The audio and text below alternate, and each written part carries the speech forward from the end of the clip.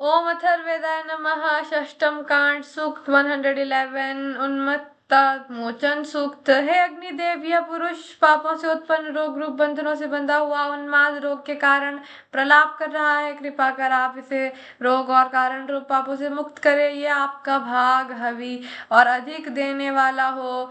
हे गंधर्व ग्रह से जकड़े हुए पुरुष, तुम अग्निदेव उन्माद मुक्त हो। तुम्हारे उद्भ्रांत मन को शांत एवं स्थिर करने के लिए हम उन औषधियों का प्रयोग करते हैं जिनका हमें ज्ञान है।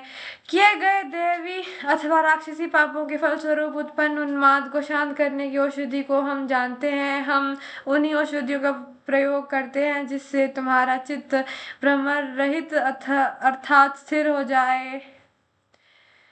उन्माद रोग पागलपन आसुरी तथा दैवी प्रकृति के होते हैं। आसुरी प्रकृति के उन्माद में व्यक्ति तोड़ फोड़ हिंसा आदि कार्य करता है। दैवी उन्माद में अपने को दिव्य गुण संपन्न समझता हुआ आशीर्वाद आदि देने जैसे हाव भाव प्रकट करता है। हे पुरुष, अप्सराओं ने तुम्हें रोग मुक्त कर दिया है। भग एवं इंद्रदेव सहित समस्त देवों ने तुम्हें रोग मुक्त कर लौटा दिया है।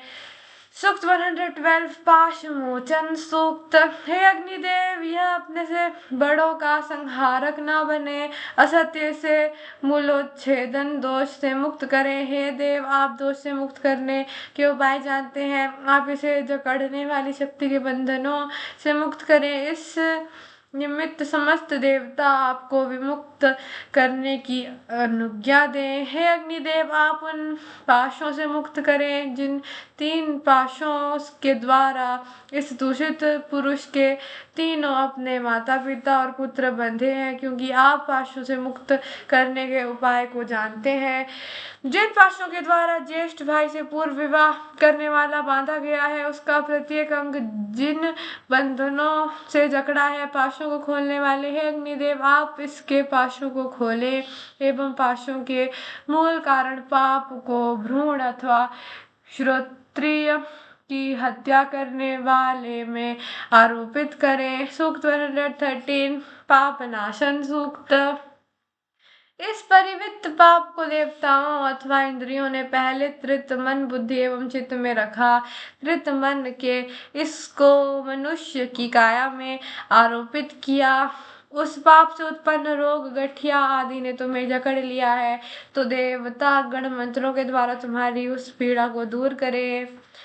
ऋषि ये तथ्य प्रकट करते हैं कि गठिया जैसे शारीरिक रोग भी मनोक्रिया होते हैं। पहले वे अंतःकरण में बढ़ते हैं, तब काया में प्रकट होते हैं। हे पापमन, तुम सूर्य किरणों में, धुएं में, वाष्प रूप मेघों में, कोहरा अथवा नदी के फेन में प्रविष्ट होकर छिप जाओ। हे पूषा देव, आप इस पाप को भ्रूण अथवा श्रोत्रिय की हत्या करने वाले में आरोपित करें। त्रित का वह पाप 3 स्थानों से बाहर स्थानों 10 इंद्रियों तथा चिंतन एवं स्वभाव आदि में आरोपित हुआ है, वही पाप मनुष्य में प्रविष्ट हो जाता है। हे पुरुष, तुम्हें यदि पाप जनित रोग आदि ने जकड़ रखा है, तो देवगण उस रोग आदि को मंत्रों ज्ञान लोक द्वारा विनष्ट करें। सूक्त 114 उन्मोचन सूक्त। जिस पाप को हम जाने अनजाने में कर चुके हैं, जिसके कारण देवता क्रोधित हैं, हे देवताओं, आप हमें यज्ञ संबंधी सत्य के द्वारा उस पाप से बचाएं। हे देवताओं, जिस पाप के कारण हम यज्ञ करने की इच्छा होने पर भी यज्ञ करने में समर्थ नहीं हो पाते हैं, आप यज्ञ के सत्य और परम सत्य रूप ब्रह्म के द्वारा हमें उस पाप से मुक्त करें। हे विश्वदेवो, हम घृताहुति द्वारा जो यज्ञ कर्म करना चाहते वे भी पापवश उसे नहीं कर पा रहे हैं। हे देवगणों, आप हमें उस पाप से मुक्त करें। सूक्त 115 पाप मोचन सूक्त। हे विश्वदेवो, जाने अनजाने हुए पापों से आप हमें बचाएं। कृपा करके आप हमारे सब प्रियजनों को बचाएं।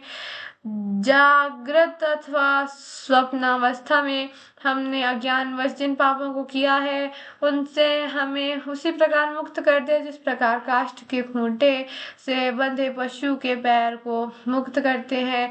जिस प्रकार पशु बंधन मुक्त होता है या स्नान के बाद मनुष्य मल आदि से मुक्त होकर शुद्ध हो जाता है या पवित्र करने के साधन छाननी आदि के द्वारा कृत पवित्र होता है, उसी प्रकार समस्त देवगण हमें पाप से मुक्त करें। सूक्त 116 मधुमदन सूक्त। कृषि कार्य करने वाले लोग भूमि जोतने संबंधी जिन नियमों को क्रियान्वित करते रहे उसी कृषि विद्या के द्वारा अन्नवान हो, उस अन्न को हम वैवस्वत के निमित्त विरूप में अर्पित करते हैं। अब हमारा अन्न यज्ञ के योग्य एवं मधुर हो। वैवस्वत देव अपने निमित्त प्रदान किए गए हवि भाग को ग्रहण करें। हवि के मधुर भाग से प्रसन्न होकर वे हमें मधुर अन्न प्रदान करें। माता पिता का द्रोह करने से जो पाप हम अपराधियों को मिला है वह शांत हो जाए।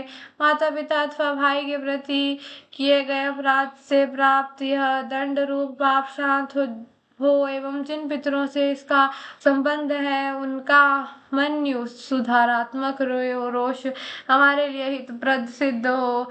सूक्त 117 आनऋण्य सूक्त। जिस ऋण को वापस करना चाहिए उसे वापस न करने के कारण मैं ऋणी हुआ हूँ। इस बलवान ऋण के कारण यमराज के वश में भ्रमण करूंगा। हे अग्निदेव, आप ऋण के कारण होने वाले पारलौकिक पाशों से मुक्त करने के ज्ञाता हैं, अतएव आपकी कृपा से मैं ऋण रहित हो जाऊं। इस लोक में रहते हुए मृत्यु के पूर्व ही मैं उस ऋण का भुगतान करता हूँ। हे अग्निदेव, मैंने जो धान्य ऋण लेकर खाया है वह यह है, मैं आपकी कृपा से उस ऋण से मुक्त होता हूँ। मनुष्य पर कर्मफल का अनुशासन है। जो व्यक्ति स्वार्थवश अपने निजी सुख के लिए दूसरों का या समाज का हित करते हैं वे नियंता की दृष्टि में दंड के भागीदार बन जाते हैं। उस ऋण से मुक्त होने के लिए यज्ञादि परमार्थ परक कार्य करने होते हैं। इसी जन्म में उनकी पूर्ति कर देने से परलोक या अगले जन्म में दंड नहीं भोगना पड़ता। हे अग्निदेव, आपकी कृपा से हम इस लोक में ऋण मुक्त हो, परलोक में ऋण मुक्त हो तथा तृतीय लोक में ऋण मुक्त हो। देवयान और पृथ्वीयान मार्गों में एवं समस्त लोकों में हम ऋण होकर रहें। सूक्त 118 आनृण्य सूक्त।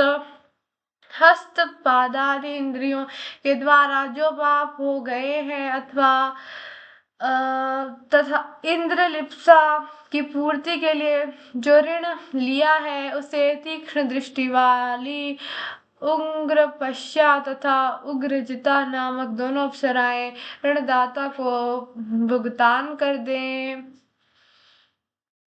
हे उग्रपश्या और राष्ट्रभृत अप्सराओं, जो पाप हमसे हो चुके हैं, जो पाप इंद्रियों के वश में प्रवृत्त होने से हुए हैं, उनका आप इस प्रकार निवारण करें जिससे वे हमें पीड़ित ना करें। आप हमें ऋण मुक्त करें जिससे यमलोक में ऋणदाता हमें पास से कष्ट ना दे।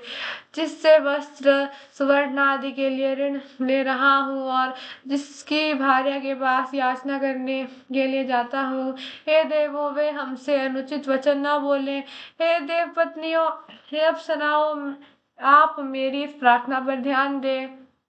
सूक्त 119 पाशमोचन सूक्त। ऋण देने की इच्छा रहने पर एवं चुकता करने का वचन देने पर भी ऋण देने में असमर्थ रहा।